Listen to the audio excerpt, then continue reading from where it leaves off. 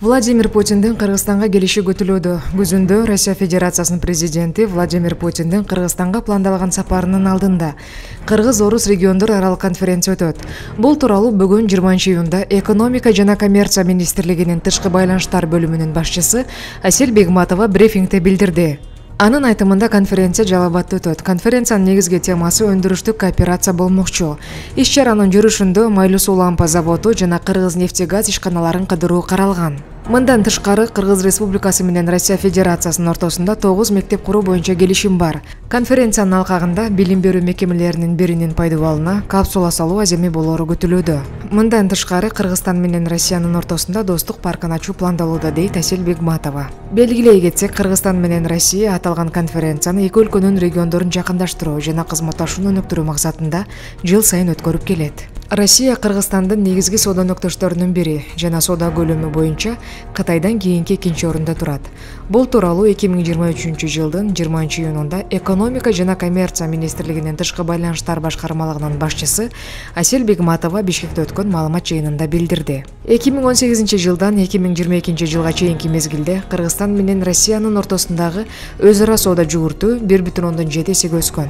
Бегматова билдиргендей, 2022-жылы Кыргызстандын соода жүгүртүүсүндөгү Россиянын үлүшү 24,7%, экспортто 44,1%, импортто 23,6% түзгөн. Кыргызстандын статистикасына ылайык, Орусия менен өткөн жылы соода жүгүртүү 3 миллиард 234 миллион долларды түзсө, 2023-жылдын январь-апрель айларында эки өлкөнүн ортосундагы соода жүгүртүү 702,1 миллион долларды түзгөн. Булак Назар Ньюс.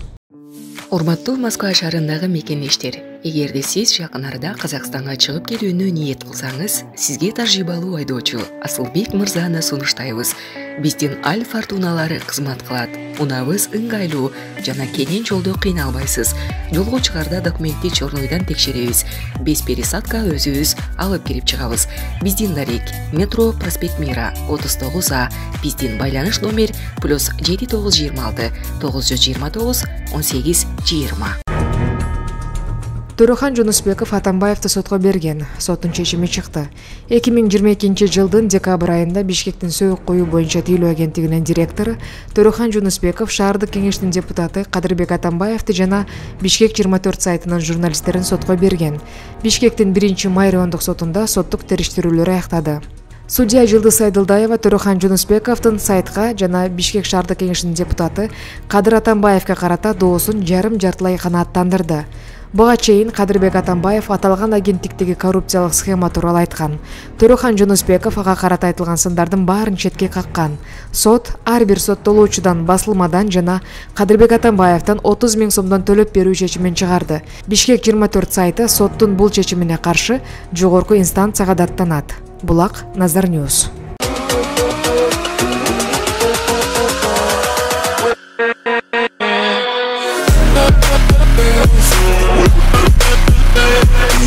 Yeah.